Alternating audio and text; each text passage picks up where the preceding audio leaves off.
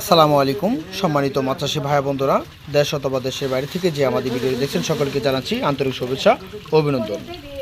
আজকে এই ভিডিও জুড়ে আলোচনা করব তারাবাই মাছ চাষ সম্পর্কে আলোচনা করব। বিস্তারিত তথ্য আপনারা সঠিকভাবে জেনে নিতে পারবেন। তো এখন যে মাছগুলো দেখাচ্ছি এগুলো হলো তারাবাই মাছ।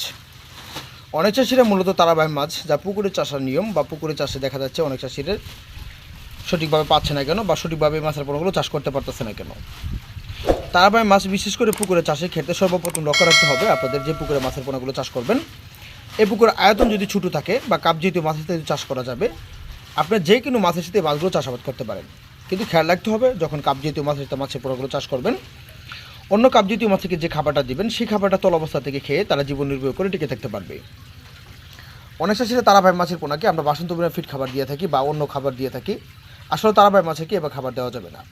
তারাবাই মাছের খাবার দিতে হবে মূলত পানির সাথে মিক্স করে পাউডার জাতীয় খাদ্য বা সরিষার খোল, ওইগুলো সারা পুকুর ছিটিয়ে মারতে হবে। তাহলে তারাবাই মাছের খাদ্য সঠিকভাবে তারা তল অবস্থা থেকে খেয়ে তারা জীবন নির্বাহ করে টিকে থাকতে পারবে।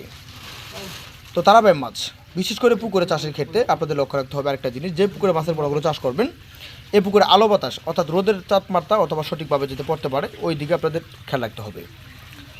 তারাবাই মাছের পোনা পুকুরে চাষের ক্ষেত্রে যদি কোনো চাষি এককভাবে কালচার করে পুকুরে, সেই ক্ষেত্রে কালচার করে প্রতি শতাংশে 1000 থেকে 1200 অথবা কেজিতে দেখা যাচ্ছে 800 থেকে 1000 পিস এরকম বা 700 থেকে 600 পিস করে প্রতি শতাংশ এককভাবে কালচার করতে পারে।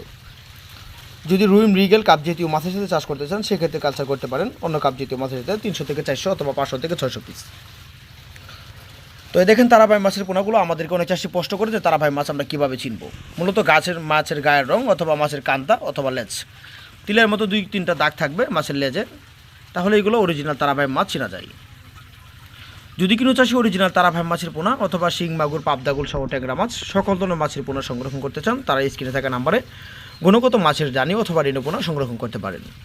আর বিশেষ করে আমাদেরকে অনেক চাষি বলে তারাবাই মাছের রেণু কী দেওয়া যাবে নাকি। তো তারাবাই মাছের রেণুর মোটামুটি চাহিদা রয়েছে অনেক বেশি, তার কারণ হলো তারাবাই মাছের রেণু অনেক মূল্য টাকার ভিতরে বিক্রি করা হয়। সেই ক্ষেত্রে দেখা যাচ্ছে অনেক চাষিরা নার্সিং করে বা কালচার করার উদ্দেশ্যে করতে পারে না। তো আপনারা যে সকল চাষিরা তারাবাই মাছের পোনা অথবা সকল ধরনের যে কোনো সাইজে তারাবাই মাছের পোনা সংরক্ষণ করতে চান তাহলে স্ক্রিনে থাকা নাম্বারে সংরক্ষণ করতে পারেন।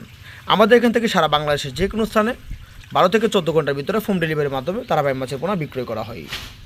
তো আজকে পর্যন্ত দেখাবো অন্য একটি ভিডিওতে, সে পর্যন্ত ভালো থাকেন। খোদা হাফেজ, আসসালামু আলাইকুম।